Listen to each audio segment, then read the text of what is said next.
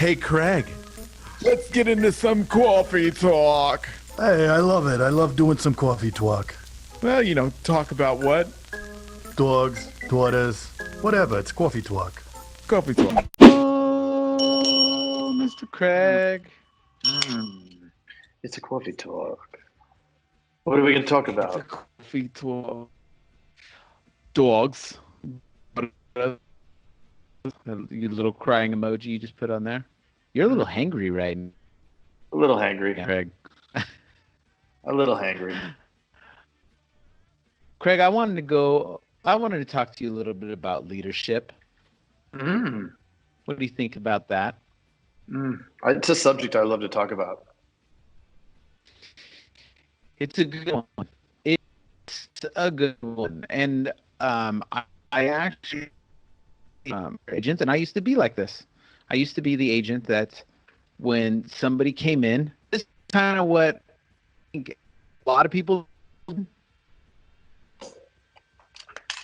it's like, well, when you prove yourself to me, then I'll buy you leads and I'll put more on you. Where are you going, Craig? It keeps freezing up. I'm gonna go closer to the Wi-Fi.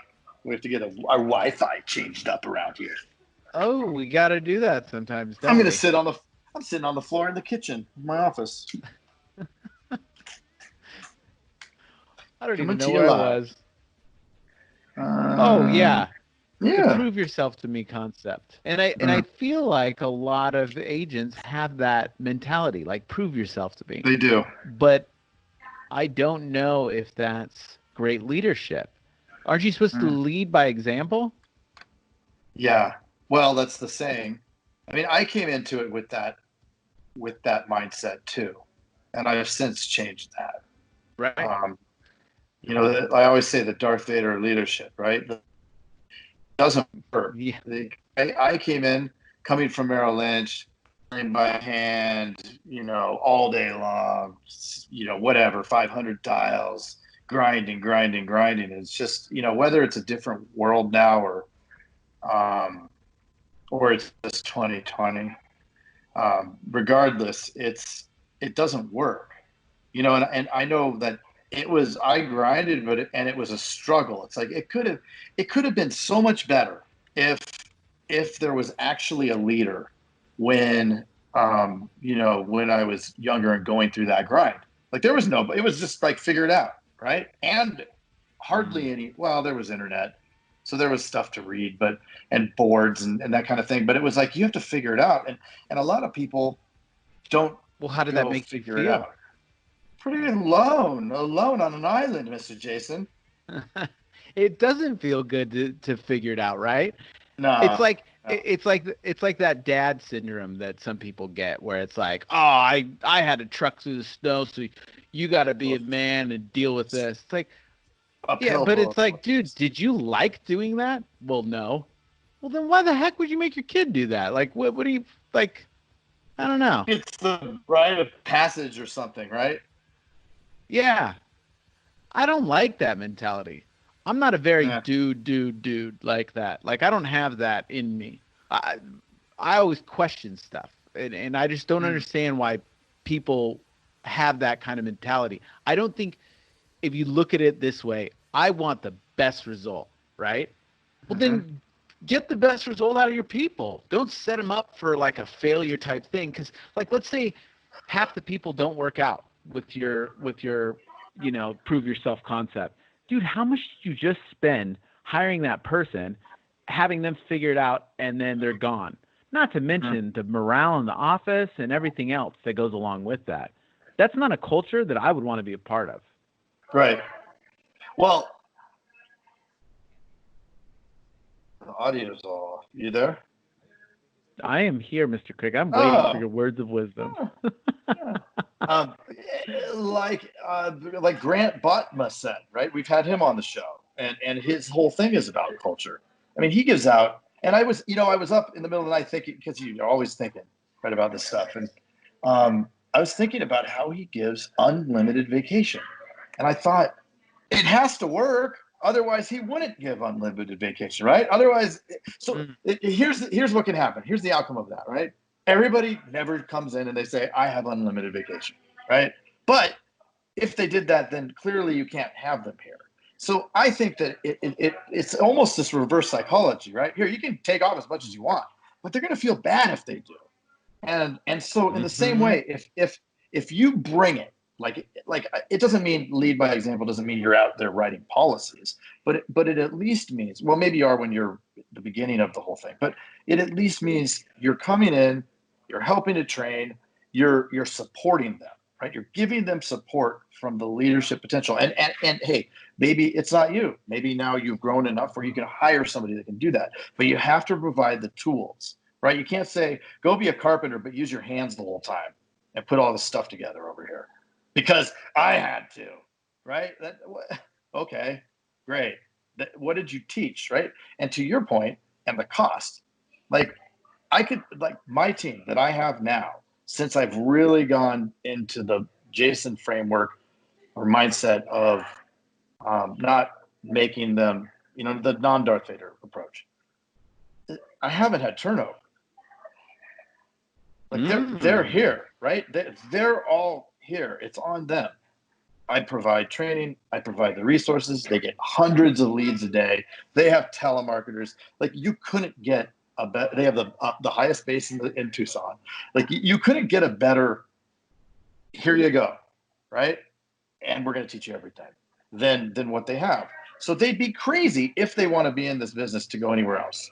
The only other place is to go to a call center, which may pay more, but there's a trade-off there. Yeah, and then you provide the culture that allows them to feel free and not want to be a part of that kind of thing. So you're providing them more value than they're providing you. Well, not necessarily, but you're providing them with you're leading by providing them with value instead of saying, I'm not going to give you value until you prove yourself. Until you provide the value to me, then I'll provide value to you. You're not doing that. Right. You're providing them value and they're providing you value. That's a good relationship, right? It's not a take, then I'll give relationship. It's a give take. Yeah, and I'm always looking, and I know you are too, right? I have a virtual assistant that is like that looks at the ads, does the whole thing, right? Runs the hiring part of it. And back before COVID, we had the team hired thing going, and now we're not doing that so much because we're just working the leads on Indeed or whatever. But so you always are trying to fill that pipeline because you never know if you're going to find somebody.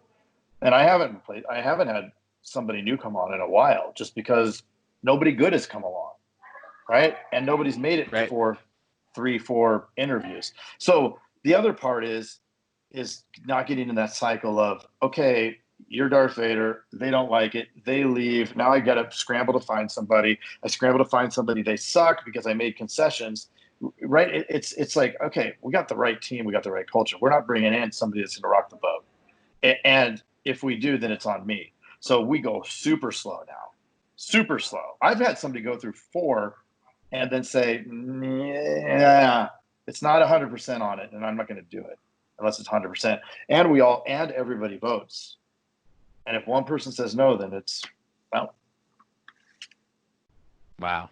Love it. Yeah, because you're going to rock that boat. Don't what they say about cancer? Rock that boat. It's cancerous. No. That cancer. Oh, yes, they do say that, Craig. Mm-hmm. It's like bringing COVID in your office. Everybody gets sick all of a sudden. Right. Don't do it. Don't do it.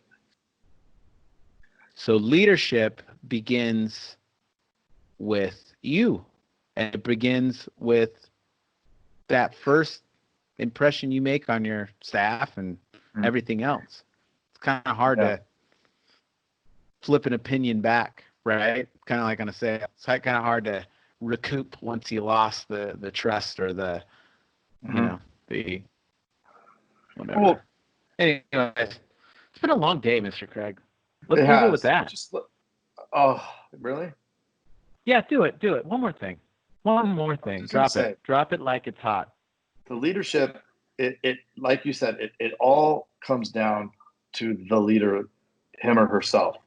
And what you see a lot, and on the internet or wherever you talk to people, you hear people complaining, right? Oh, my staff, oh, this, but they're complaining. They're making up excuses about everybody else when at the end of the day, it's your business. If shit isn't working, it's because of you. And right. I think understanding that, like, okay, it's falling apart. Like you changed some stuff and it got a little wonky and you're not writing as much. And you didn't start going, well, it's, their fault. It's their fault. It's like, did I do the right thing? It's like you think about it and it's like, hey, look, if things go sideways, it's my fault. If things are going great, then I give them credit. But when it's going sideways, I know at the end of the day, it's the dude looking in the mirror in the morning. It's my fault. And it's the man in the mirror. Yeah.